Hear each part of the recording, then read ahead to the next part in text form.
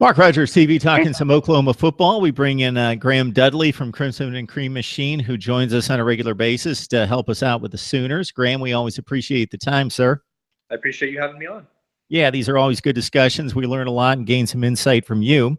So with spring practice wrapped up just a couple of weeks back, we'd like to get the latest. And you really like what you hear out of camp and what you saw in the spring game out of Kyler Murray, who we remember a couple of years ago was one of the prime recruits that went to Texas A&M, and Kevin Sumlin, who has since transferred, of course, to OU. Yeah, of course, people would be forgiven if they've forgotten Kyler Murray's name. It's been a couple of years since he was on the scene, taking snaps at Texas A&M, and of course, he left with several other A&M players that offseason and transferred to OU.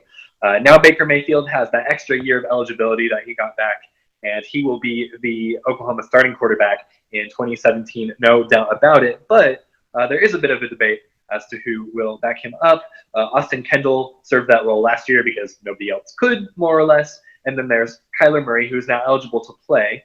And he had a really solid spring, had a good showing at the spring game. And I do expect that Kyler Murray will back up Baker Mayfield this season. Murray's a little bit of a unique situation because he also plays baseball. He's playing baseball for the Sooners right now. And there are some people who think that he, maybe thinks he has a better pro future in baseball, or, will one day want to pursue that full time. I don't know if that's the case or not. All I know is that the football team can definitely use him, and he's definitely talented enough to take the starting job next season if he decides to focus on it. So I'm going to say that he's going to back up Baker Mayfield this year.